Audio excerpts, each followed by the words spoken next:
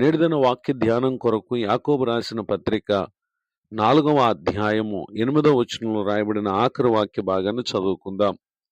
ద్విమనస్కులారా మీ హృదయములను పరిశుద్ధపరచుకొనుడి. చదవబడిన ఈ వాక్య భాగంలోని దీవెన నా ప్రియులకు మీరందరూ పొందుదురుగాక. అనేక మంది తమ జీవిత దినాల్లో దేవుని యందు విశ్వాసము కలిగిన వారమని తలంచుచు మరో ప్రక్క అవిశ్వాస స్థితిని వ్యక్తపరచువారుగా ఉంటారు. పరిశుద్ధపరచబడిన వారు అనుకుంటూ అపవిత్రమైనటువంటి కార్యాల్లో పాలివారుగా ఉంటారు. దేవుని బిడ్డలమని చెప్పుకుంటూ అపవాది సంబంధులుగా జీవిస్తూ ఉంటారు. ఇలాంటి వారిని గురించి ప్రభు అంటున్నారు ద్విమనస్కులు అని. అయితే ఈ దినం పరిశుద్ధాత్మ దేవుడు అటు మనసు కలిగినటువంటి వారితో మాట్లాడుతున్నటువంటి సంగతి ఏంటంటే, మీ హృదయములను పరిశుద్ధపరచుకొనుడి. ప్రకటన గ్రంథం 3వ అధ్యాయము 14వ వచనం మొదలుకొని రాయబడినటువంటి వాక్య భాగాల్లో లవోదికయలో ఉన్నటువంటి సంఘానికి ఇక్కడ తెలియపరిచినటువంటి మాటల్లో 15-16 వచనాల్లో, నీ క్రియలను నేను ఎరుగుదును, నీవు చల్లగానైనను వెచ్చగానైనను లేవు, నీవు చల్లగానైనను వెచ్చగానైనను ఉండిన మేలు, నీవు వెచ్చగానైనను చల్లగానైనను ఉండక నులివెచ్చగా ఉన్నావు గనుక నేను నిన్ను నా నోట నుండి ఉమ్మివే ఉద్దేశించుచున్నాను.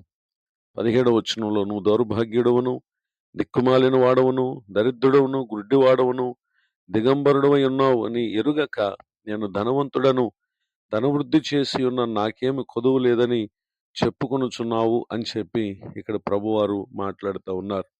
ఈ మాటలు వింటున్నటువంటి నా ప్రియ సహోదరి సహోదరులు, వాస్తవ స్థితికిని పలికేటటువంటి మాటలకును అనేక మందికి ఎంతో వ్యత్యాసం ఉంటుంది.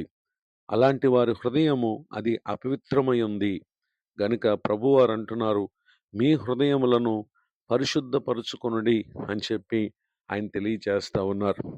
ఇటు అపవిత్రత కలిగినటువంటి హృదయం కలిగిన వారు ఏమాత్రం కూడా ప్రభువును చూపలేరు.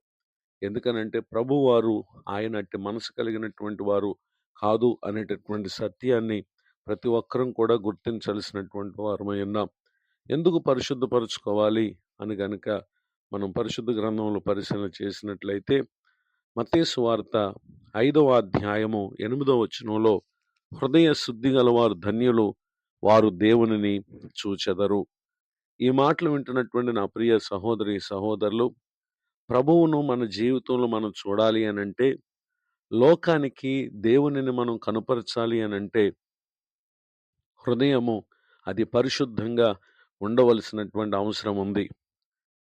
యోనా గ్రంథములో యోనా గారి జీవితాన్ని మనం చూస్తే, ఓ ప్రక్క ప్రభు దృష్టికి లేక సమాజానికి ప్రవక్తయే గాని తన మనసులో ఉన్నటువంటి భయము, అవిశ్వాసము, ఎన్నో విపత్తులు ఎదుర్కొనటానికి కారణమైనటువంటి విషయాలను ఆ గ్రంథంలో మనం గమనించగలం. మన జీవిత దినాల్లో కూడా రకరకాల సమస్యల్లో గందరగోళపు స్థితిలో మనం పడకుండా ఉండాలి అంటే ఈ దినమే ద్విమనస్సును విడిచిపెట్టాలి. మన హృదయం పవిత్రంగా మనం కాపాడుకుంటే నిశ్చయంగా దేవుని కార్యాలు మన జీవితంలో చూడగలం. అనుమానంతో ఉండేటటువంటి వారు ఏమాత్రం కూడా దేవుని కార్యాలను తమ జీవితంలో చూడలేరు అనేటటువంటి విషయాన్ని దేవుని యొక్క వాక్యం మనకు స్పష్టంగా తెలియజేస్తూ ఉంది.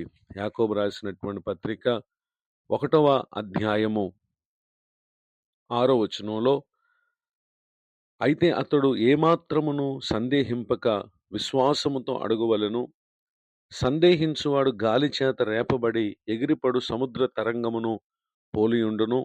7-8 వచనాల్లో, అట్టి మనుషుడు ద్విమనస్కుడై తన సమస్త మార్గములందు అస్థిరుడు గనక ప్రభువు వలన తనకేమైనను దొరుకునని తలంచుకొనరాదు అని ఇక్కడ తెలియచేయటం మనం గమనించగలం.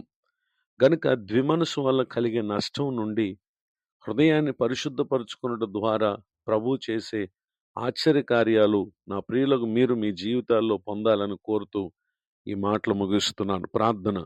కృపగలిగిన మా తండ్రి, మీకు వందనాలు. నేడు విన్న ఈ వాక్యం ద్వారా మా ప్రియుల ఆత్మకు మేలు కలుగునుగాక. దైవజనులను, వారి కుటుంబాన్ని, సేవా పరిచయను తండ్రి దీవించండి. కృంగిన వారిని, వేదనలో ఆందోళన ఉన్నవారిని, ద్విమనసుతో జీవించడం ద్వారా తాము పడి ఉన్న ప్రతి గందరగోళపు స్థితి నుండి యేసుక్రీస్తు నామములో ప్రభువా వారిని విడిపించుదురుగాక.